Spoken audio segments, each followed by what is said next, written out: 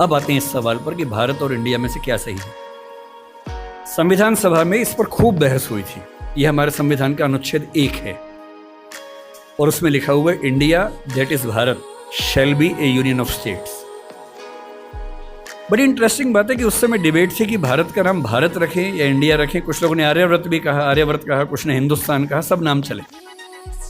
अंत में सहमति बनी कि नहीं, भारत और इंडिया ही ठीक है।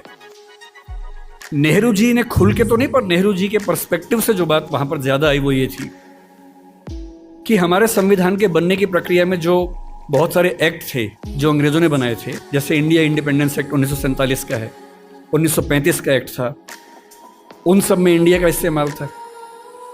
उस समय के भारत की तरफ से जो समझौते अंतर्राष्ट्रीय थे उन सब में इंडिया नाम था।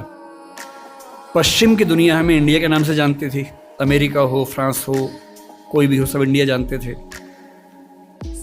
नेहरू जी का मिजाज जो था वो ये भी था कि हमें ग्लोबल पर्सपेक्टिव में चीज़ों को देखना है, पूरी दुनिया से संवाद करना है, क्योंकि उनकी रुचि अंतर्राष्ट्रीय मुद्दों में ज़्यादा थी, बहुत ज़्यादा थी।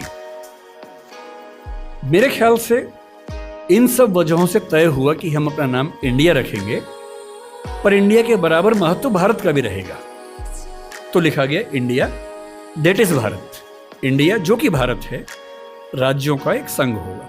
4 दिन पहले की बात है, मैं हॉलैंड में एक टैक्सी में बैठा हुआ था। इंटरेस्टिंग बात सोच के देखिए, टैक्सी का ड्राइवर मोरक्को का रहने वाला था। उसको जैसे ही पता लगा मैं भारत से हूं, उसने मुझसे यही सवाल पूछा। उसने कहा कि यू आर फ्रॉम इंडिया? मैंने कहा yes. We are listening to a debate India और Bharat, what do you think? मैं बड़ा चकित कि ये मोरक्को का आदमी हॉलैंड में रहता है, इसके मन में ये सवाल आ रहा है। तो मैंने कहा कि ये तो राजनीतिक कारणों से हुआ है, लेकिन बात अपने आप में सही है। मैंने कहा जैसे बॉम्बे मुंबई हुआ, मुझे खुशी हुई, क्योंकि मुंबई की आबादी के लिए मुंबई में जो मज़ा है वो बॉम्बे में नहीं है। बॉम्बे तो अंग्रेज़ों ने नाम दिया था। कोलकाता को कैलकाटा अंग्रेज़ों ने किया, तो बंगाल के लोगों ने कोलकाता कर दिया उसको।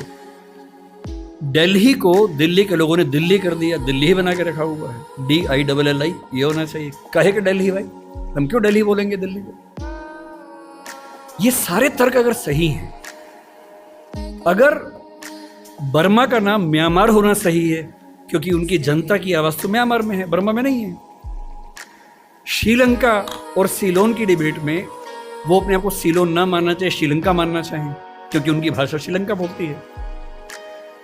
तो मेरे मन में सवाल बड़ा साफ आता है कि भारत इंडिया क्यों होना चाहिए। मैं फिर स्पष्ट कर दूं, मैं सरकार के पक्ष में नहीं बोल रहा हूं, मुझे उनसे रत्ती भर मतलब नहीं, मैं एक विचार की बात कर रहा हूं। और मैं जब संविधान पढ़ाया करता था, अनुच्छेद 1 पढ़ाते हुए मैं हमेशा बोलता था कि मुझे चुभन होती है ये पढ़ते हुए कि इंडिया दैट इज भारत। दोनों ही लिखने थे तो भारत दैट इज इंडिया कर देते। अगर दोनों ही लिखने थे, ठीक है, दोनों रखें, क्या दिक्कत है। इंटरेस्टिंग बात इसके बाद है, मोरक्को के उस ड्राइवर ने उसके बाद पता है क्या कहा, हिंदी में अगर बताऊं, बोले अच्छा अच्छा ये मामला है, अब समझ में आया। फिर बोले कि बड़ी इंटरेस्टिंग बात है, हमारा नाम मोरक्को पड़ गया फ्रेंच लोगों की वजह से। मोरक्को के लोग मोरक्को को मगरिब बोलते हैं। और जब मैं सऊदी अरबिया गया, सऊदी अरब के लोगों ने मुझसे पूछा कहां से आए हो, मैंने कहा मोरक्को।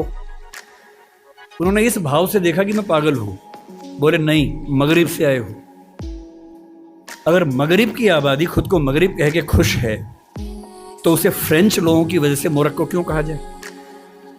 इंडिया शब्द वेस्ट ने दिया और बुरे भाव से दिया। उनकी नज़र में इंडियन होने का मतलब है बहुत पिछड़ा हुआ होना, रेड इंडियंस, वेस्ट इंडियंस। तो आज ये क्यों हुआ? मैं समझता हूं कि राजनीतिक निहितार्थ है और उस राजनीति में मेरी रुचि जरा सी भी नहीं है, लेकिन ये आज हो या कभी भी हो, मैं इस पक्ष में हूं कि देश का नाम देश की भाषा में होना चाहिए और देश की भाषा भारत के पक्ष में है। आप इंडिया भी रख लीजिए, इंडिया दैट इज भारत के बदले भारत दैट इज इंडिया मेरी पहली पसंद होगी। मुझे इंडिया से दिक्कत नहीं है, पर भारत मेरी पहली मोहब्बत है।